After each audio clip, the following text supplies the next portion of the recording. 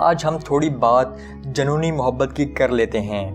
پہلے تو یہ بات کریں گے کہ جنونی محبت ہوتی کیا ہے، اور پھر دوسری بات یہ کریں گے کہ ہمیں جنونی محبت کیوں نہیں کرنی چاہیے۔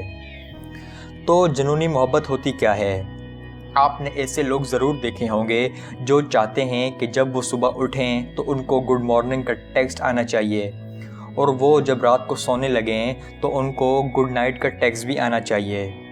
جب یہ لوگ کالج، یونیورسٹی یا آفس سے گھر آئیں گے تو یہ کال یا میسج کریں گے، اور دوسرا شخص چاہے فری ہو یا نہ ہو، ان کو تو بس بات کرنے سے مطلب ہوتا ہے۔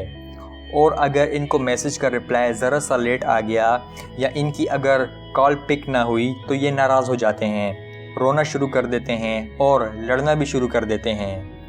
یہ لوگ چاہتے ہیں کہ دوسرے انسان کا اٹھنا بیٹھنا، کھانا پینا سب کچھ میری مرضی سے ہو، اور جب اگر ان کی لڑائی ہو جاتی ہے تو یہ موت تک مانگنے لگ جاتے ہیں۔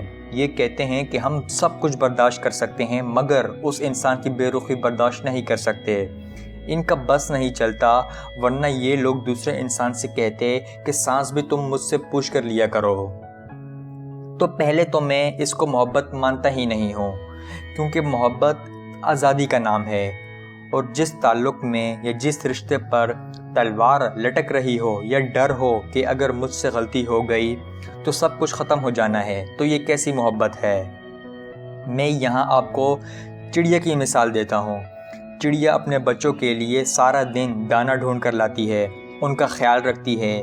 وہ اپنے بچوں کے لیے بڑے بڑے خطروں سے مقابلہ کرنے سے نہیں ڈرتی، چاہے بارش ہو یا طوفان، گرمی ہو یا سردی۔ چڑیا کو خود سے زیادہ اپنے بچوں کی پرواہ ہوتی ہے، لیکن جب وہ بچے اڑنے کے قابل ہو جاتے ہیں تو چڑیا انہیں آزاد کر دیتی ہے، جہاں جانا ہے جاؤ، جہاں بسیرا کرنا ہے کرو۔ تو اب اس کا یہ مطلب نہیں ہے کہ چڑیا اپنے بچوں سے محبت نہیں کرتی، مگر وہ یہ بات جانتی ہے کہ وہ اپنے بچوں کو ساری زندگی باندھ کر نہیں رکھ سکتی، اس لیے وہ ان کو پوری آزادی دے دیتی ہے، اور یہی اصل محبت ہے۔